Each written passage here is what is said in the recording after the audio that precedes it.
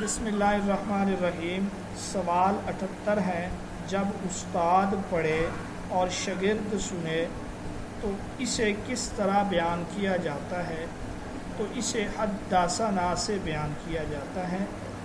یہ سوال جو ہے اصول حدیث سے لیا گیا ہے۔ اصول حدیث میں تحمل حدیث کے 8 طریقے ہیں، یعنی کسی سے حدیث لینے کے، حدیث حاصل کرنے کے 8 طریقے ہیں۔ پھر انہی طریقوں سے جب ایک محدث حدیث لیتا ہے تو آگے بیان کرتا ہے۔ ان میں سے جو پہلا طریقہ ہے اس کو کہا جاتا ہے سماع، سننا، یعنی شاگرد جو ہے اپنے استاد سے سنے۔ تو اس کے لیے جو محدث الفاظ استعمال کرتے ہیں وہ ہے حدثنا یا حدثنی، یعنی حلقہ شاگردوں میں جب استاد صاحب پڑھ رہے ہوں، ایک شاگرد ہو تو پھر وہ حدثنی کہے گا، اور اگر ایک سے زائد شاگرد ہوں تو وہ حدثنا کہے گا۔ انٹرویو میں آپ سے یہ پوچھا جا سکتا ہے کہ حدثنا اور اخبارنا میں کیا فرق ہے؟ تو کچھ محدث وہ حدثنا اور اخبارنا میں فرق نہیں کرتے۔ امام مسلم رحمۃ اللہ علیہ جو ہیں وہ اس میں فرق کرتے ہیں۔ حدثنا کا مطلب ہوگا استاد پڑھ رہا ہو، شاگرد سن رہے ہوں، اور اخبارنا یا اخبارنی کا مطلب ہوگا کہ جب شاگرد پڑھ رہا ہو اور استاد سن رہے ہوں تو تب اخبارنا یا اخبارنی کہیں گے۔ تو یہ تحمل حدیث کے 8 طریقوں میں سے ایک طریقہ ہے۔ اگلا سوال ہے، جائز کام پر ضرورت سے زائد خرچ کرنا کیا کہلاتا ہے؟ تو یہ ہے اسراف۔ ایک اسراف ہے اور ایک ہے تبذیر۔ ان دونوں میں جو فرق ہے، اسراف کہتے ہیں ضرورت سے زائد خرچ کرنا، یعنی کام جائز ہے، خرچ کرنے کی اجازت بھی ہے، وہاں ضرورت سے زائد خرچ کرنا۔ جبکہ تبذیر کہا جاتا ہے ناجائز جگہ پر خرچ کرنا، حرام جگہ پر خرچ کرنا۔ تبذیر کی جو ممانعت ہے وہ سورۃ بنی اسرائیل میں ہے۔ اللہ نے فرمایا ان المبذرین کانوا اخوان الشیاطین، کہ تبذیر کرنے والے جو ہیں وہ شیطان کے بھائی ہیں۔ اور اسراف کی جو ممانعت ہے وہ سورۃ الانعام میں ہے، انہ لا یحب المسرفین، کہ اللہ اسراف کرنے والوں کو پسند نہیں کرتا۔ تو یہ فرق اسراف اور تبذیر ہے۔ ان المبذرین کانوا اخوان الشیاطین، اور اسراف والی آیت جو ہے وہ ہے انہ لا یحب المسرفین، یہ سورۃ الانعام میں ہے۔ سوال 80 ہے، المنقذ من الضلال یہ کن کی تصنیف ہے؟ تو یہ امام غزالی رحمۃ اللہ علیہ کی تصنیف ہے۔ امام غزالی سب کے پاس ٹھیک ہے، امام غزالی رحمۃ اللہ علیہ کی یہ تصنیف ہے، اور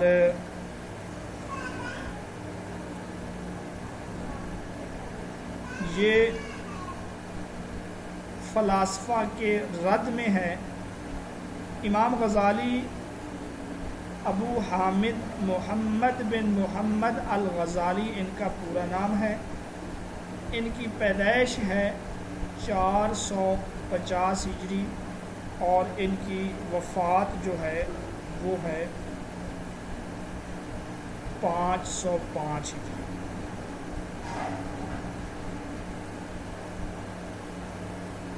امام غزالی رحمۃ اللہ علیہ کی اس کے علاوہ اور بھی کتابیں ہیں، جیسے تحافت الفلاسفہ ہے، فلاسفہ کے رد میں المستصفی من علم الاصول یا المستصفی فی علم الاصول، یہ جو ہے اصول فقہ میں ہے۔ اسی طرح کیمیائے سعادت، یہ بھی امام غزالی کی تصنیف ہے، اور اسی طرح احیاء العلوم جو 4 جلدوں پر مشتمل ہے، یہ بھی امام غزالی رحمۃ اللہ علیہ کی تصنیف ہے۔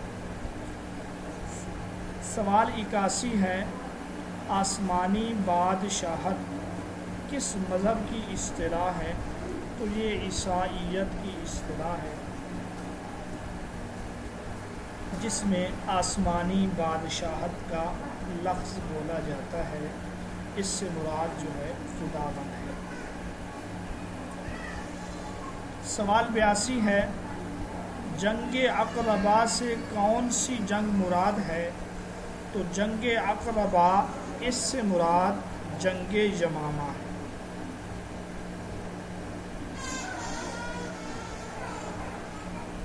یہ جنگ جو ہے مسیلمہ کذاب کے خلاف لڑی گئی،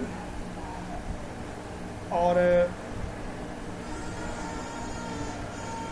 12 ہجری میں یہ جنگ لڑی گئی ہے۔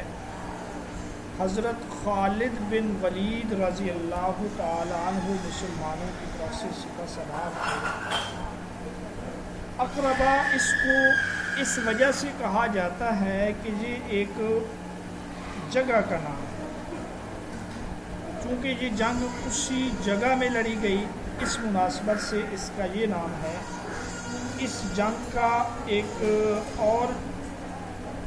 اور جو مارکہ ہے وہ ہے حدیقۃ الموت۔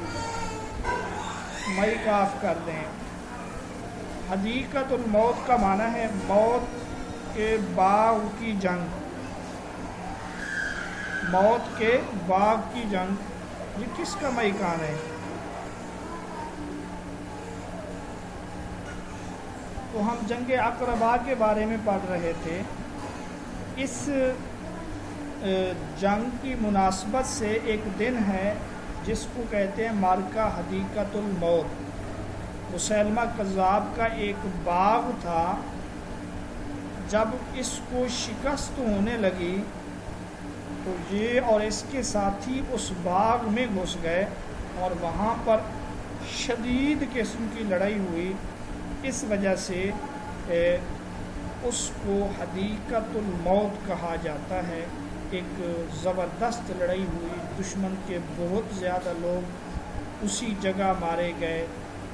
خود مسیلمہ کذاب حضرت وحشی بن حرب کے ہاتھوں باغ کے اندر قتل ہوا، تو اس وجہ سے یہ جو ہے حدیقۃ الموت ہے، اس کو حدیقۃ الموت ہے۔ اچھا، یہ وہی جنگ ہے۔ اب کوئی بھی مائک آن نہ کرے، آپ لوگوں کی مہربانی ہوگی، جو بھی سوال ہے نوٹ کریں، صبر کریں، آخر میں پوچھیں۔ اور اس جنگ میں جو ہے 70 حافظ شہید ہوئے، 70 حفاظ اس جنگ میں شہید ہوئے، اور جھوٹے مدعیان نبوت کے خلاف جو سب سے مشکل جنگ لڑی گئی ہے وہ یہی جنگ یمامہ ہے۔ اور مسیلمہ کذاب نے آپ صلی اللہ علیہ وسلم کے زمانے میں نبوت کا دعویٰ کیا تھا۔ یہ بھی آپ کنسیپٹ کلیئر کر لیں کہ سب سے پہلے جس نے جھوٹے نبوت کا دعویٰ کیا وہ یہی مسیلمہ کذاب تھا۔ اگلا سوال ہے، مدینہ میں بیرہا کن صحابی کی ملکیت تھا؟ یہ ایک کنواں ہے، اور اس کنویں کے مالک جو تھے وہ حضرت ابو طلحہ انصاری رضی اللہ تعالی عنہ تھے۔ اور مدینہ میں میٹھے پانی کے جو کنویں تھے ان میں سے یہ ایک کنواں تھا۔ اچھا، اس کو ہا کیوں کہا جاتا ہے؟ تو بعض تو یہ کہتے ہیں کہ یہ کسی عورت یا مرد کا نام تھا، اس وجہ سے اس کنویں کی اضافت اس کی طرف کی گئی کہ اس کو اس لیے بیر ہا کہا گیا۔ اور جب جو ہے اس کے پاس ایک باغ بھی تھا، جب لن تنالوا البر حتی تنفقوا مما تحبون یہ آیت نازل ہوئی تو حضرت ابو طلحہ انصاری نے اپنا یہ باغ وقف کر دیا کہ مجھے جو میرا پسندیدہ اور محبوب مال ہے وہ یہی باغ ہے، میں اس باغ کو اللہ کے لیے وقف کرتا ہوں۔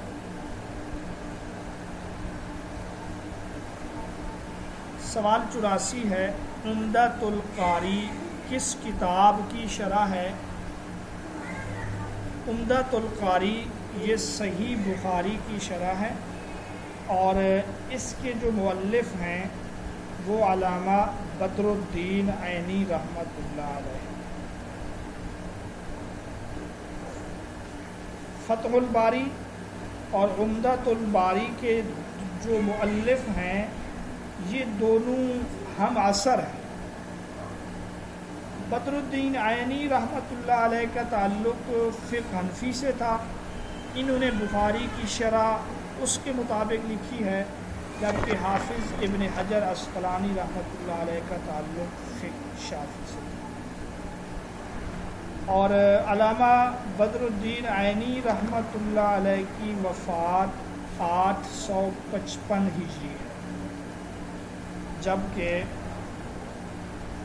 حافظ ابن حجر عسقلانی رحمۃ اللہ علیہ کی وفات جو ہے وہ 852 ہجری ہے۔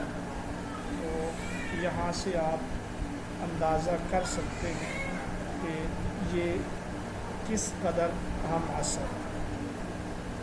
بہرحال عمدۃ القاری اور فتح الباری یہ بخاری شریف کی بہترین شروحات میں شمار ہوتی ہیں۔ فتح الباری میں تو یہ کے بارے میں تو یہ بھی کہا گیا کہ لا ہجرت بعد الفتح، جس طرح یہ ایک حدیث ہے کہ فتح مکہ کے بعد ہجرت نہیں، تو یہاں اس کا مطلب یہ ہے کہ فتح الباری کے بعد کسی اور شرح کی ضرورت نہیں ہے۔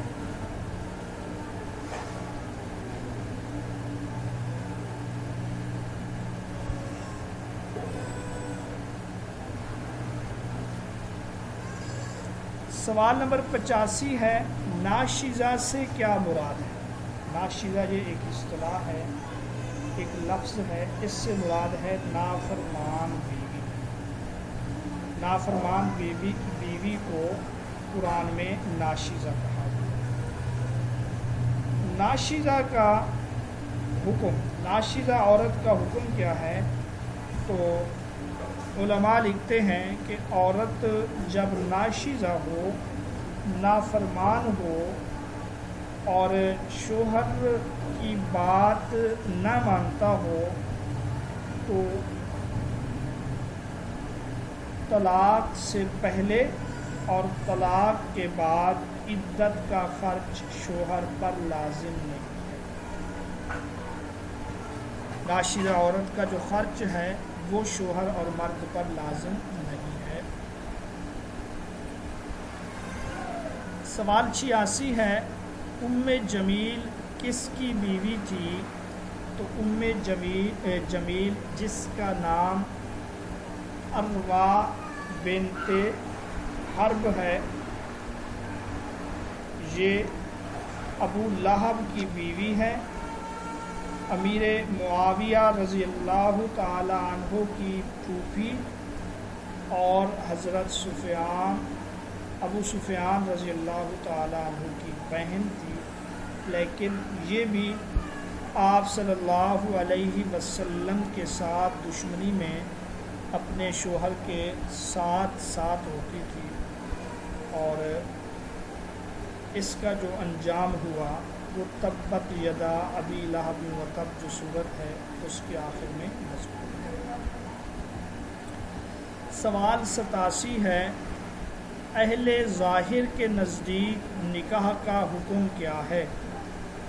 تو اہل ظاہر کے نزدیک جو نکاح کا حکم ہے وہ یہ ہے کہ نکاح واجب ہے، یعنی ہر حال میں نکاح جو ہے واجب ہے، کیونکہ اہل ظاہر جو ہیں وہ نصوص کے ظاہر پر عمل کرتے ہیں، اسی لیے جو امر کے صیغے ہیں وہ اس کو وجوب کے لیے لے لیتے ہیں، لہٰذا یہ کہتے ہیں نکاح ہر حال میں واجب ہے، جبکہ حدیث میں نکاح کو سنت قرار دیا گیا، النکاح من سنتی۔ احناف کے نزدیک عام حالات میں نکاح جو ہے وہ سنت ہے، اور اگر گناہ میں مبتلا ہونے کا اندیشہ اور ڈر ہو تو پھر اس کے پاس استطاعت بھی ہو، ایسے شخص کے لیے نکاح کرنا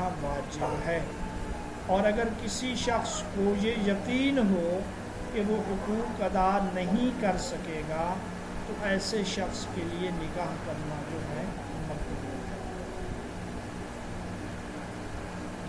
اہل ظاہر کے جو بانی ہیں وہ امام ابو داؤد ظاہری رحمۃ اللہ علیہ ہیں، اور بعد میں اس مسلک کو جنہوں نے پھیلایا وہ ہیں ابن حزم ظاہری رحمۃ اللہ علیہ۔ سوال 88 یہ گرامر میں سے سوال لیا گیا ہے، حتیٰ اور الی کا شمار کن میں ہوتا ہے؟ تو ان کا شمار ہوتا ہے حروف جارہ میں۔ عربی زبان میں حروف کی کئی قسمیں ہیں، ان میں سے ایک حروف جارہ ہیں۔ حروف جارہ کے بارے میں سوال پہلے بھی آیا تھا، تو بہرحال حروف جارہ کی کل تعداد جو ہے وہ 17 ہے، اور ان میں سے ایک حتیٰ بھی ہے اور ایک الی بھی ہے۔ حروف جارہ اسم پر داخل ہوتے ہیں اور اسم پر داخل ہو کر اس کو جر دیتے ہیں، اور اس اسم کو ان کا مجرور کہا جاتا ہے۔ وہ حروف یہ ہیں: با، تا، کاف، لام، واو، منز، مز، فلا، ربا، حاشا، من، ادا، فی، ان، الی، حتی، علی۔ یہ ہم آپ کو بھیج بھی دیں گے۔ یہ جو 17 حروف ہیں آپ ان کو اس طریقے سے یاد کریں، اگر پیپر میں آ جائے حروف جارہ کی نشاندہی کریں تو پھر آپ میں اتنی صلاحیت ہونی چاہیے۔ اور دوسرے نمبر پہ آپ یہ یاد رکھیں کہ حروف جارہ کی جو کل تعداد ہے وہ 17۔ اگلا سوال ہے، لاکنہ کا شمار ہوتا ہے۔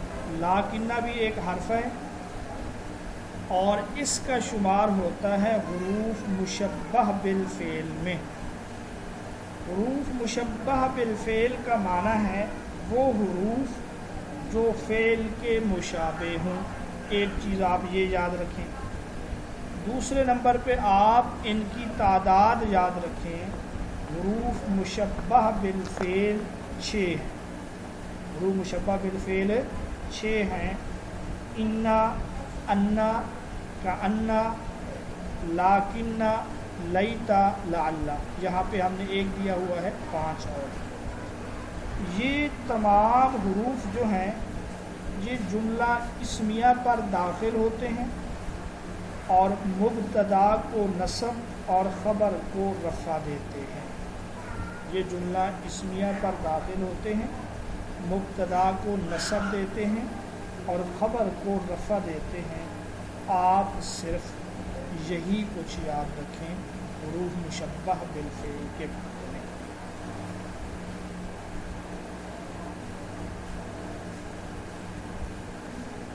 اگلا سوال بھی گرامر میں سے ہے، اصباح کا شمار ہوتا ہے۔ افعال ناقصہ میں، تو افعال ناقصہ یہ 13 ہے۔ ایک بات اس حوالے سے یہ یاد رکھیں، ناقص کا معنی ہے ناتمام۔ یہ افعال فقط فاعل کے ساتھ مل کر پورا جملہ نہیں بنتے، بلکہ فاعل کے بارے میں خبر کی ضرورت ہوتی ہے، اس وجہ سے ان کو ناقصہ کہا جاتا ہے۔ افعال ناقصہ کو افعال ناقصہ کیوں کہا جاتا ہے؟ یہ باوجود فعل ہونے کے فاعل پر پورا نہیں ہوتے، بلکہ فاعل کے لیے خبر کی ضرورت ہوتی ہے، اس وجہ سے ان کو افعال ناقصہ کہا جاتا ہے۔ ان کی جو کل تعداد ہے جو مشہور وہ 13 ہے، بعض کتابوں میں 17 بھی بتلایا گیا ہے۔ کانا، سارا، اصبح، امسا، اضحیٰ، ظلہ وغیرہ یہ جو حروف ہیں یہ افعال ناقصہ ہیں۔ یہ 2 باتیں ہم نے پڑھ لی ہیں۔ تیسرے نمبر پہ ہم نے ان کا عمل یاد رکھنا ہے۔ افعال ناقصہ کا عمل حروف مشبہ بالفعل کے الٹ ہے۔ اچھا، یہ بھی جملہ اسمیہ پر داخل ہوتے ہیں، وہ بھی جملہ اسمیہ پر داخل ہوتے تھے، عمل ان کا الٹ ہے۔ یہ مبتدا کو رفع دیتے ہیں اور خبر کو نصب دیتے ہیں، جیسے قرآن میں ہے وَكَانَ اللَّهُ عَلِيمًا حَكِيمًا۔ یہ مبتدا کو نصب اور خبر کو، مبتدا کو رفع اور خبر کو نصب دیتے ہیں۔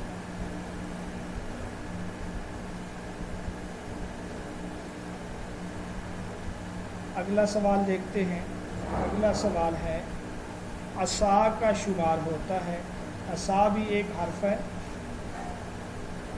ایک فعل ہے عصا، اس کا شمار ہوتا ہے افعال مقاربہ میں۔ افعال مقاربہ بھی گرامر میں سے ایک سوال ہے۔ افعال مقاربہ وہ افعال جو خبر کو اسم کے قریب کر دیتے ہیں، وہ افعال جو خبر کو اسم کے قریب کر دیتے ہیں، یعنی جو یہ بتلاتے ہیں خبر کا حصول اسم کے لیے قریب ہے۔ ان کی جو تعداد ہے افعال مقاربہ کی یہ 4 ہیں۔ افعال مقاربہ 4 ہیں، عصا، کادا، قربا، اوشک۔ ان کا عمل بھی افعال ناقصہ کی طرح ہے۔ افعال مقاربہ کا عمل افعال ناقصہ کی طرح ہے۔ یہ اسم کو رفع اور خبر کو نصب دیتے ہیں۔ صرف ایک مثال آپ حدیث سے سن لیں۔ حدیث میں ہے کاد الفقر ان یکون کفرا، قریب ہے کہ فقیری کفر تک پہنچا دے۔ قریب ہے کہ فقر جو ہے وہ کفر تک پہنچا دے، کفر ہو جائے۔ تو یہاں پر یہ خبر دی گئی ہے، یہ بتلایا گیا ہے کہ خبر کا حصول اسم کے لیے قریب ہے، تو یہ افعال مقاربہ ہے۔ عسیٰ ربکم ان یرحمکم، امید ہے کہ تمہارا رب تم پر رحم فرمائے۔ امید ہے کہ تمہارا رب تم پر رحم فرمائے، یعنی رب کی رحمت کے قریب ہونے کی امید ہے، تو یہ افعال مقاربہ ہے۔ اگلا سوال ہے، یہ بھی گرامر میں سے ہے، مبتدا اور خبر کا تعلق ہے مرفوعات سے۔ یہ مرفوعات جو ہیں کل 8 ہیں، تفصیل میں ہم نہیں جائیں گے۔ آپ جب عربی پڑھتے ہیں قرآن مجید یا حدیث یا اس کے علاوہ عربی، تو کسی حرف کے آخر میں بعض اوقات پیش پڑھتے ہیں یا 2 پیش پڑھتے ہیں، کبھی 2 زبر پڑھتے ہیں یا 1 زبر، کبھی 1 زیر یا 2 زیر پڑھتے ہیں۔ اس لحاظ سے جو ہے 3 قسمیں بنتی ہیں، مرفوعات، منصوبات، مجرورات۔ صرف تعریف اور قسمیں یاد رکھیں۔ مرفوعات کی تعداد ہے 8، مرفوعات کی تعداد 8 ہے، جبکہ منصوبات کی تعداد 12 ہے اور مجرورات کی تعداد 2 ہے۔ مدارس کے جو بچے پڑھے ہوئے ہیں ان کے لیے یہ کچھ مشکل نہیں ہے، ہاں جو سکول اور کالج کے بچے ہیں شاید ان کو یہ چیزیں بور بھی محسوس ہو رہی ہوں، لیکن مدارس والوں کے لیے یہ چیزیں بالکل آسان ہیں، نئی چیزیں۔ اگلا سوال ہے وحدت الوجود کا نظریہ کس نے پیش کیا تھا؟ تو 2 نظریات ہیں، ایک ہے وحدت الوجود اور ایک ہے وحدت الشہود۔ وحدت الوجود یہ بھی ایک صوفیانہ نظریہ اور عقیدہ ہے، وحدت الشہود بھی ایک صوفیانہ نظریہ اور ایک عقیدہ ہے۔ وحدت الوجود کے جو علم بردار ہیں وہ ابن العربی ہیں، اور اسی طرح وحدت الشہود کے جو علم بردار ہیں وہ شیخ سرہندی رحمۃ اللہ علیہ، مجدد الثانی رحمۃ اللہ علیہ۔ یہ ابن عربی یا ابن العربی اس حوالے سے بعض تو یہ کہتے ہیں کہ یہ 2 الگ شخصیت ہیں، ابن عربی الگ ہے جو صوفی تھے، اور ابن العربی جو ہیں وہ الگ ہیں جو ایک مالکی مسلک سے تعلق رکھنے والے فقیہ گزرے ہیں جن کی تفسیر ہے احکام القرآن۔ اچھا، یہ جو وحدت الشہود ہے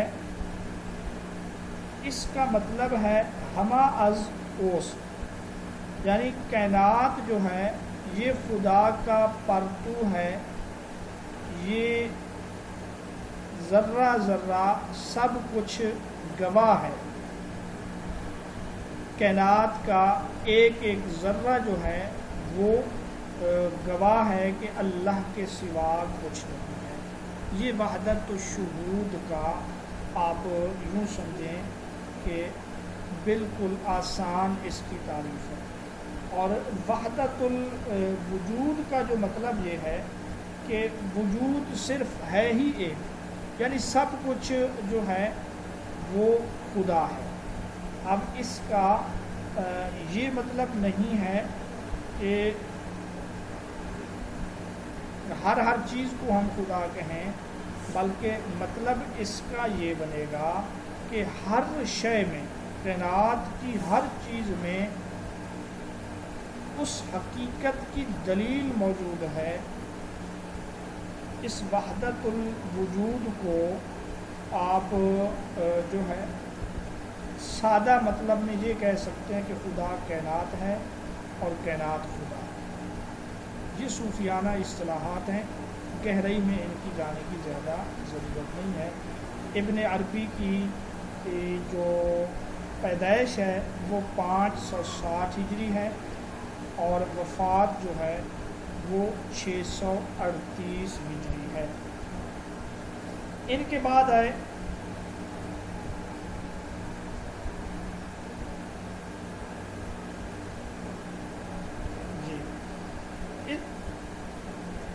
جی اس کے بعد جو ہے شاہ ولی اللہ رحمۃ اللہ علیہ نے ان دونوں میں تطبیق دینے کی کوشش کی ہے، وحدت الشہود اور وحدت الوجود میں امتحانی نقطہ نظر سے یہ باتیں سوال 94 ہے، گوتم سنسکرت زبان کا لفظ ہے جس کا معنی ہے عارف اور یہ گوتم بدھ جو بدھ مذہب کا بانی ہے یہ سنسکرت زبان کا لفظ ہے، اور اسی طرح بدھ جو ہے یہ بھی سنسکرت زبان کا لفظ ہے۔ 563 قبل مسیح اس کی پیدائش ہے، اور 480 قبل مسیح جو ہے یہ اس کی وفات ہے۔ اس کے والد کا نام تھا اس کا اپنا نام تھا سدھار، اور شدودن اس کے والد کا نام تھا، شدودن شین کے ساتھ بھی ہے بعض کتابوں میں اور بعض میں سین کے ساتھ بھی ہے۔ اور اس مذہب کی جو بنیادی کتابیں ہیں ان کو تریپیتاکا کہا جاتا ہے۔ اس مذہب میں جو فرقے ہیں جن کے بارے میں سوال بھی آیا تھا وہ ہنایان اور مہایان ہیں، اور اس مذہب کا جو بنیادی نظریہ ہے وہ ہے نروان۔ نروان کا مطلب یہ ہے دکھوں سے بچ جانا یا جو ہے ہمیشہ ہمیشہ کے لیے نجات پا جانا۔ نروان کا لفظی معنی ہے تنسیخ، یا نروان کا لفظی معنی ہے پھٹ پڑنا۔ اس نے 29 سال کی عمر میں محل کو چھوڑا، بادشاہی زندگی کو، شاہانہ زندگی کو چھوڑ کر ترک دنیا کی ہے۔ اس نے 6 سال تک یہ مجاہدے کرتا رہا اور 35 سال کی عمر میں اس کو نروان حاصل ہوا۔ اس مذہب میں پیپل کا درخت مقدس سمجھا جاتا ہے، کیونکہ وہ کہتے ہیں جس درخت کے نیچے ان کو نروان حاصل ہوا وہ پیپل کا تھا۔ اور اسٹوپا جو ہے اس مذہب میں قبر کے لیے بولا جاتا ہے، اور 10 اسٹوپے جو ہیں اس مذہب کے زیادہ مشہور ہیں۔ بدھ مذہب کے جو بانی تھے اس کی میت اور لاش کو جلانے کے بعد اس کی ہڈیاں 10 مختلف مقامات پر دفن کی گئیں یا رکھی گئیں، اس کو جو ہے اسٹوپا کہا جاتا ہے۔ اور اس مذہب کے جو بالکل ترک دنیا کرنے والے لوگ ہیں ان کو بھگشو کہا جاتا ہے یا بھگشو کہا جاتا ہے، اور اس مذہب کے جو دنیا دار لوگ ہیں ان کو اپاسک کہا جاتا ہے۔ 4 عظیم سچائیوں کا تصور بھی اس مذہب میں ہے، اور ان 4 عظیم سچائیوں میں آخری جو سچائی ہے وہ یہ ہے کہ دکھ سے نجات ممکن ہے۔ وہ کہتے ہیں زندگی دکھ کا نام ہے،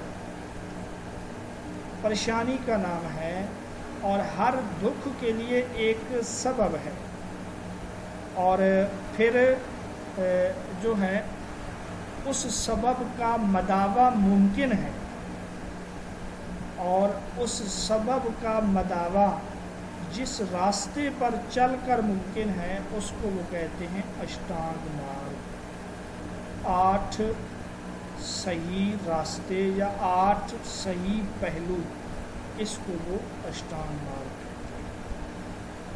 ٹھیک ہے، اس مذہب کے بارے میں جو بنیادی باتیں تھیں وہ میں نے آپ کو بتلا دی ہیں، اور اس مذہب میں ہندو مذہب کے برعکس عورت کو بھی اہمیت دی گئی ہے،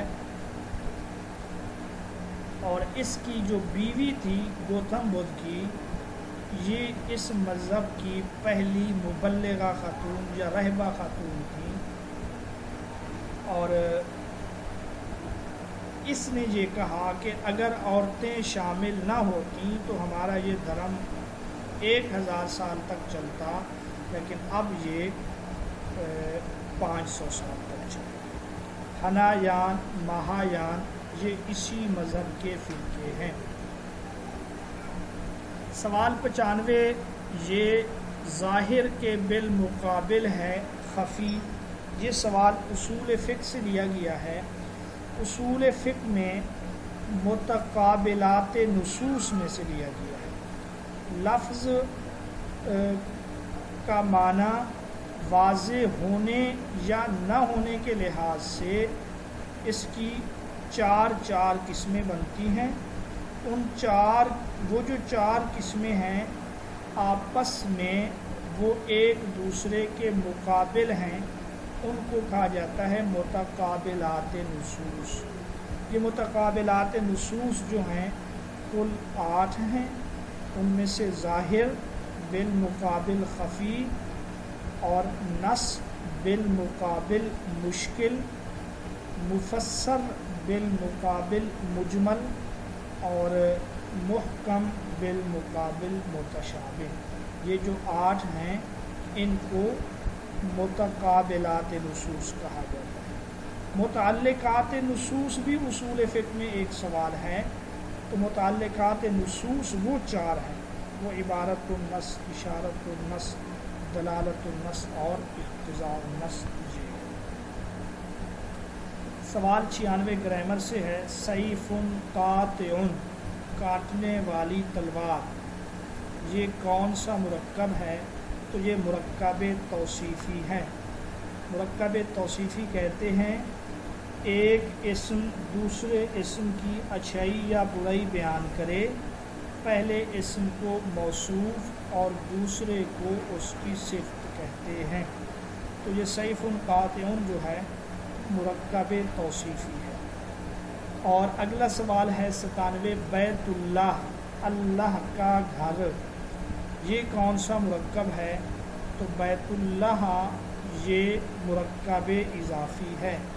مرکب اضافی وہ مرکب جس میں ایک اسم کی اضافت دوسرے اسم کی طرف ہو، پہلے اسم کو مضاف اور دوسرے کو مضاف الیہ کہتے ہیں، تو یہ مرکب اضافی ہے۔ جیسا کہ سا السبیل، مرکب اضافی میں عام طور پہ پہچان یہ ہے کہ 2 اسم ہوتے ہیں، پہلے اسم کے شروع میں الف لام نہ ہو، دوسرے اسم کے شروع میں الف لام ہو، تو وہ عام طور پہ مرکب اضافی بنتے ہیں۔ اور اسی طرح اس کے اردو ترجمے میں کا کی کو آتا ہے، جیسے بیت اللہ، اللہ کا گھر، سوا السبیل، سا السبیل، سبل السلام، یہ سب جو ہیں مرکب توصیفی ہے، مرکب اضافی ہے۔ سوال 98 ہے، بپتسمہ کس مذہب کی اصطلاح ہے؟ تو یہ اصطلاح جو ہے عیسائیت کی ہے۔ یہ عیسائیت میں شمولیت کے لیے ایک غسل ہے جس کو بپتسمہ کہا جاتا ہے۔ آزر کس نبی کے والد کا نام تھا؟ تو آزر جو ہے یہ حضرت ابراہیم علیہ السلام کے والد کا نام تھا۔ یہ مسئلہ بھی اپنی جگہ اختلافی ہے کہ آزر حضرت ابراہیم کا والد تھا یا چچا تھا، تو کچھ علماء یہ کہتے ہیں والد تھا، کچھ کہتے ہیں چچا تھا۔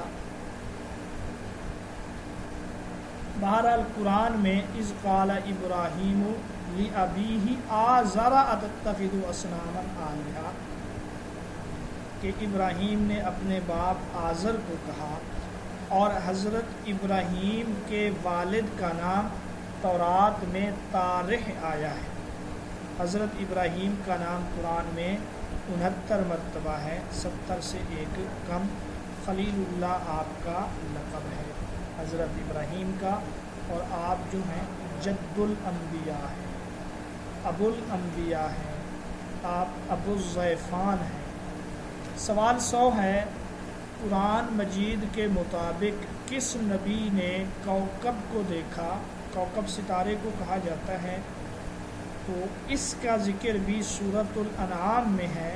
حضرت ابراہیم علیہ السلام نے پہلے ستارے کو دیکھا جس کا ذکر ہے کوکب، تو پھر آپ نے کہا یہ میرا رب ہے، پھر وہ ستارہ ڈوب گیا۔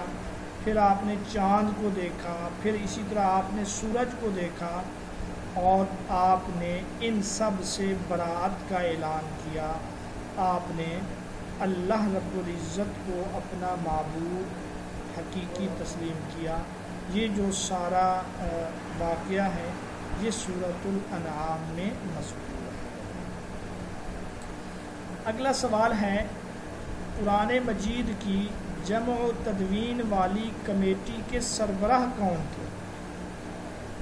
تو جمع و تدوین کے عہد صحابہ کے جو 2 ادوار ہیں، عہد صدیقی اور عہد عثمانی، ان دونوں میں حضرت زید بن ثابت رضی اللہ تعالی عنہ کو سربراہ بنایا گیا، کیونکہ یہ کاتب النبی بھی تھے، اور اکثر قرآن مجید آپ صلی اللہ علیہ وسلم کے زمانے میں لکھا کرتے تھے، اور آپ کے حکم سے انہوں نے عبرانی زبان سیکھی تھی، اس وجہ سے اس کمیٹی کے سربراہ حضرت زید بن ثابت کو بنایا گیا۔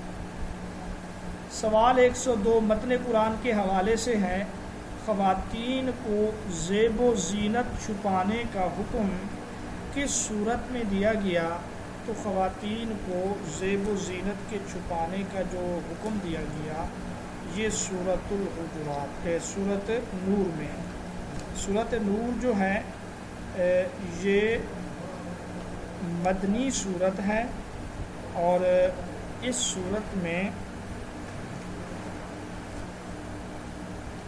معاشرتی احکام اور دیگر احکام بیان ہوئے ہیں۔ حد زنا، حد قذف، لعان، واقعہ عفق، خواتین کو زیب و زینت چھپانے کا حکم، آیت استیزان، آیت استخلاف، یہ سب آیات جو ہیں سورۃ النور کا حصہ ہیں۔ اگلا سوال ہے، مجمع البیان کے مؤلف کون ہیں؟ تو مجمع البیان یہ ایک تفسیر کا نام ہے۔ مجمع البیان لعلوم القرآن، فضل بن حسن الطبرسی، فضل بن حسن الطبرسی کی یہ تفسیر ہے، اور یہ شیعہ مسلک کی نمائندہ تفسیر ہے۔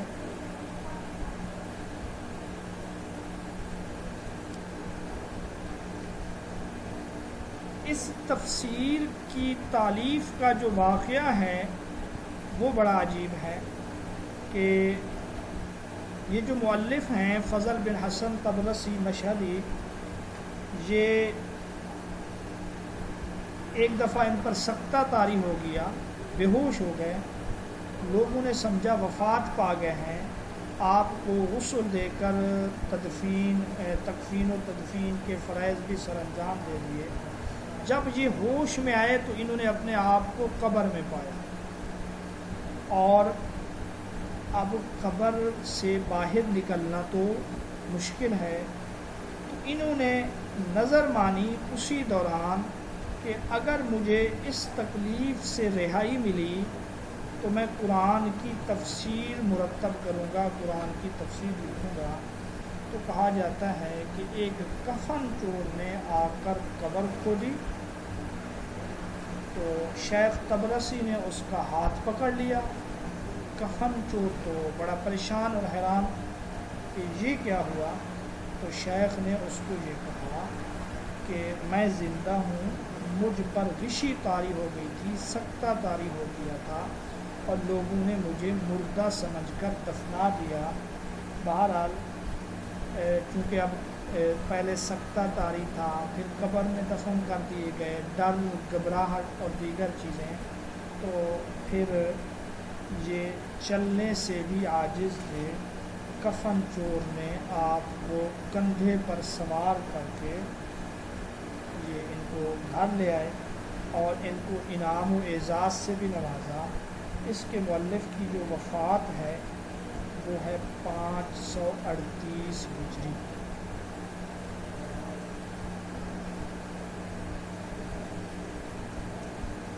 بہرحال یہ شیعہ مسلک کی چونکہ نمائندہ تفسیر ہے، اس وجہ سے اس میں حضرت علی کو خلیفہ بلا فاصل ثابت کرنے کی کوشش کی گئی ہے۔ اسی طرح عصمت ائمہ کا عقیدہ بھی اس میں بیان کیا گیا ہے۔ عقیدہ رجعت یعنی رسول اللہ صلی اللہ علیہ وسلم دوبارہ آئیں گے، یہ عقیدہ بھی، عقیدہ تقیہ کو بھی اس میں بیان کیا گیا ہے۔ نکاح متعہ کو بھی اس میں جائز قرار دیا گیا ہے۔ شیعہ حضرات پاؤں پہ مسح کرتے ہیں، اس وجہ سے پاؤں کے مسح کو بھی ثابت کرنے کی کوشش کی گئی ہے۔ انبیاء کی میراث کے چونکہ یہ قائل ہیں، اس وجہ سے اس کو بھی اس تفسیر میں ثابت کیا گیا ہے۔ بہرحال یہ شیعہ مسلک کی نمائندہ تفسیر ہے، اور اس میں موضوع اور ضعیف قسم کی احادیث بھی ذکر کی گئی۔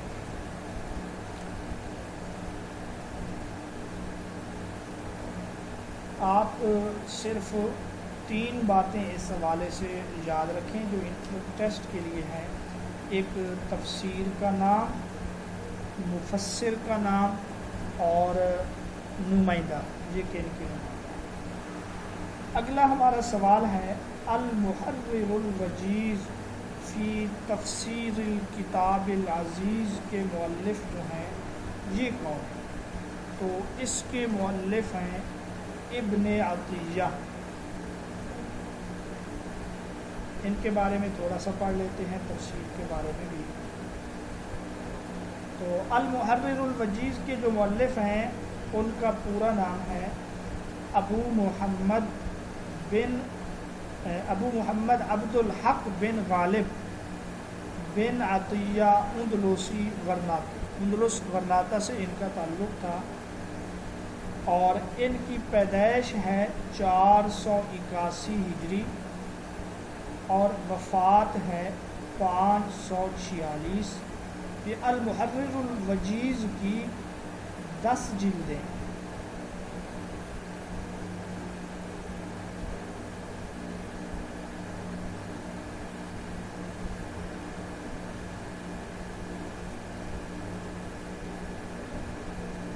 المحرر الوجیز کے مؤلف جو تھے وہ کسی قدر اعتزال کی طرف بھی میل تھے،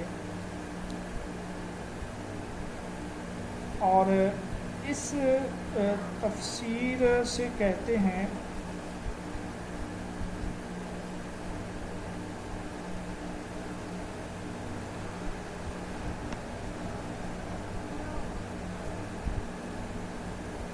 یہ تفسیر جو ہے ابن عطیہ کی، اس میں آمیزش تو ہے معتزلہ کی، لیکن زمخشری کی جو تفسیر ہے اس سے کچھ کم ہے.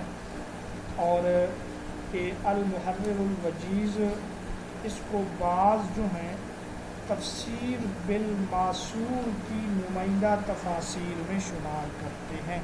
المحرر الوجیز.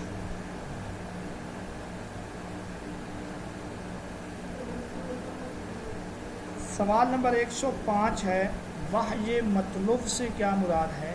تو اس سے مراد قرآن مجید ہے. وہ وحی جس کی تلاوت کی جاتی ہو اس کو وحی مطلوب کہا جاتا ہے، جیسے قرآن مجید ہے. آج کے لیے یہی سوال کافی ہیں.